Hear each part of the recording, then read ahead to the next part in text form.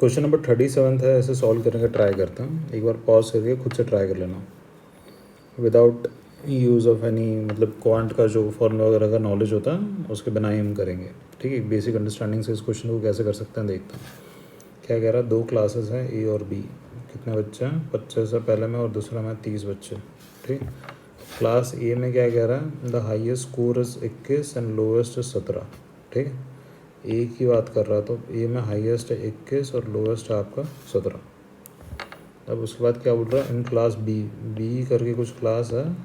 ए में 25 बच्चे थे, बी में कितना 30 बच्चे। नहीं, बच्चे की बात नहीं हो रही। हाँ 30 बच्चे तो है, वो तो हमने देख लिया। उसके बाद हाईएस्ट स्कोर हो गया इसमें, कितना कह रहा है हाईएस्ट स्कोर 30 और लोअर स्कोर कह रहा है आपका 22। ठीक है, तो 4 students are shifted from class A to class B.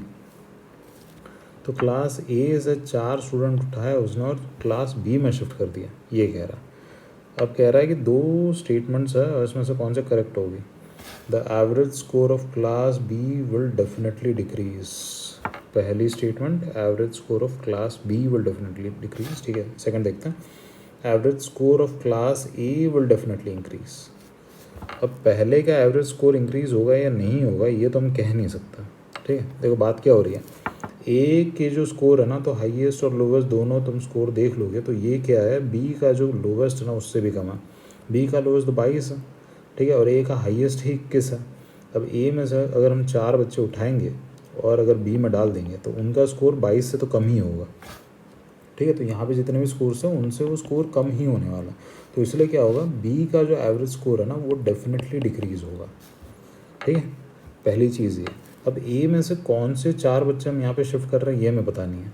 अब ये भी हो सकता है कि ए में से हम ऐसे 4 बच्चे शिफ्ट कर रहे हैं जिनके स्कोर्स 21, 21, 21 और 21 है।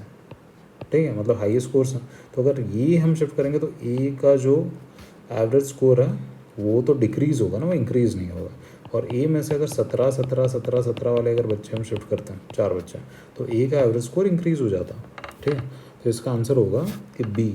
बी नहीं, मतलब ये जो पहला वाला जो ऑप्शन दे रखा है ना कि डेफिनेटली डिक्रीज़, बी का डेफिनेटली डिक्रीज़ होगा, तो ए आना चाहिए इसका आंसर। देख लेते हैं एक बार 37 का क्या आंसर दे रखा है। 37 पे हम गए और ये कह रहा है ए, 37 का ए। ठीक है, तो यहाँ पे आपको कोई भी मतलब एवरेज की अंडरस्टैंडिंग की ज़रूरत नहीं थी। ठीक है, कहीं फार्मूला वगैरह कुछ नहीं लगाना था, अपना बेसिक सा दिमाग लगाना। तो ये सारे वो प्रश्न हैं जो आप CSAT के पेपर में जाके बैठोगे।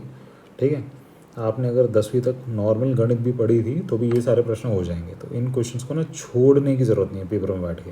अब क्या हो रहा है, CSAT में जो कॉम्प्रिहेंशन आ रहे हैं वो इतना डाइसी आ रहा है कि you can not be 100% sure that the option that you have marked in comprehension is going to be 100% correct और नॉट। तो इसलिए आपको रीजनिंग के और क्वांट के क्वेश्चंस करने ही हैं। ठीक है, तो हम इस पूरी सीरीज़ में इसी टाइप के क्वेश्चंस डिस्कस कर रहे हैं कि which are the kind of questions that can be easily solved in CSAT papers without having any prerequisite knowledge of specific formulas of quant and reasoning. ठीक, तो ये प्रश्न उनमें से एक था। तो I hope you have gain something out of this session also. मिलता है आपसे नेक्स्ट सेशन में।